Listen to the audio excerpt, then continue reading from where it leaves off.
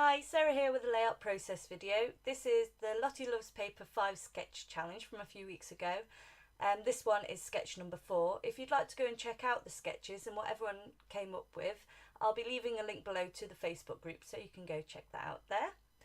And for this layout I'm using my February 2016 hip kit. I'm way behind with my kit, so I wanted to try and use them up oldest first.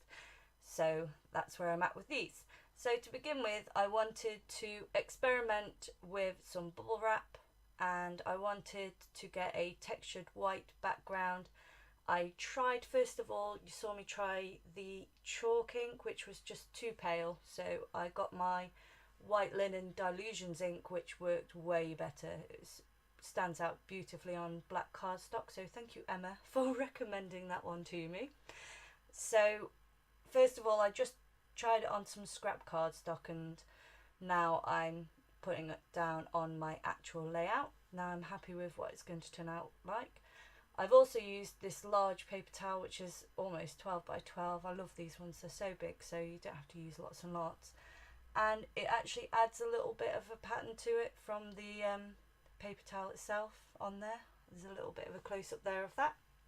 So as well as doing that, I wanted to add a few splatters of ink here and there too, and the sketch had a little corner area of embellishments and papers and clusters, so that's why I'm putting a little bit of mixed media up at the top corner as well to tie in with the sketch.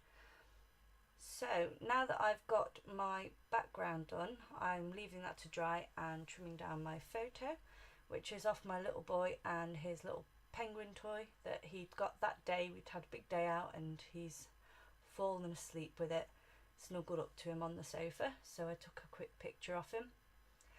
And for this layout I've already decided to go monochromatic with it, so I've taken some black cardstock first of all to back my photo to make sure that it pops off the page so that it doesn't get lost in the background papers, and then I sift through my papers from my kit and choose ones that are all black and white. So that may look quite white on camera there, but that is white with little tiny black dots, so I'm going to add some of that. I'm adding a bit of vellum just to add a bit of softness behind my photo and also to bring it forward from the other patterns. And then there's that gorgeous black and white rose paper as well, which I really wanted to use. That was the first thing I pulled from the kit, and then I worked around that, to be honest, so I decided to go monochromatic around that paper there.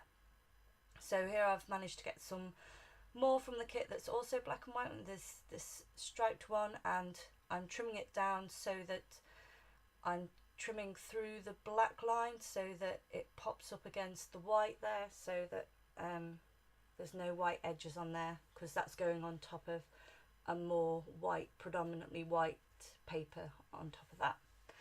So here I've got a sketch off to one side, of course, so I'm just sort of adding my papers similar to the cluster that's shown in the sketch there.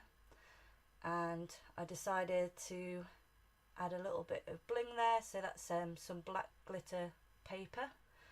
So I've just added just a little slither of that behind there too, and I've grabbed a doily from my stash, which I've added behind my photo as well.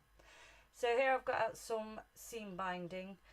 I'm obsessed with ribbons at the moment and putting ruffles on my layouts. They're on so many sequins and ruffles at the moment. I'm terrible for it. I'm sure I'll find a new fad soon. But these are seam binding ribbons by Crafty Ribbons. I'll leave a link where you can get them from as well. And this one obviously is in black. And because I wanted quite a dark line through the middle of my paper, but I didn't have any paper that seemed suitable, that's why I decided to just add a little texture with this ribbon down the centre there. And so I've just ruffled it and then done a flat piece there so that my picture can tuck just under it there nicely. And now I'm happy with my cluster. I'm just going to stick it all down onto my layout. Apologies that it's a little bit off the bottom of the camera there. I have hopefully fixed that problem using washi that's brighter coloured than my other stuff, so I can see when I'm going off out of the camera view. So hopefully I've got that fixed, so sorry about that. So here I am adding my papers to the mini cluster at the top and choosing my sentiment as well, which I'm putting up there. I was originally going to go with that hugs, but I decided it blended in to the papers, but looking at it on screen it doesn't seem to as much as it seemed to before. But in the end I decided to go with this mirror sentiment instead, which I really like, and it also comes with some little hearts, so I added a few embellishments that mirrored the mirror title down at the bottom as well. So I'm just adding those in there. There's these cute little hearts. I add little labels that came in the kit to the bottom corner as well, ready to put my date stamp in.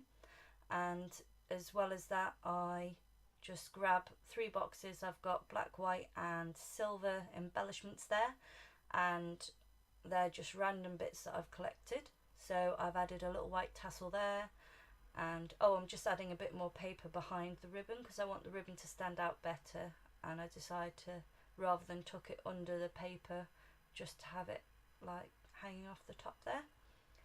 And then I carry on with a few more just little pieces, like some silver, little hearts, a little butterfly, and then I add them to the cluster for the title as well to balance it out. I don't want to use the word mirror again. So next up I get out my sequins. I've got Doodlebug sequins in tiny little pots, and I've got black ones here, which is a mixture of black and silvers and greys, and then I've also got white ones. So I take my fine liner applicator, and it's got multi-mix medium in it, and I just put glue dots down and then just stick my sequins on. Oh, sorry if you heard that noise, it was just a cat jumping in the room somehow. And so here I'm just tipping it so that I can see if I've missed any glue dots or if any of the sequins aren't stuck down properly. So here I'm coming back in with the white ones, so I'm adding a few white in there, here and there. And then I just take some Heidi Swap Colour Shine in tinsel. I'm just covering my picture up and then just adding a little bit around all the clusters and around all the mixed media, and that is it. So thanks for joining me today. If you'd like to see more from me, then please like and subscribe, and please check out my new blog as well. All the links will be below, and here's some close-ups. Have a great day. Bye.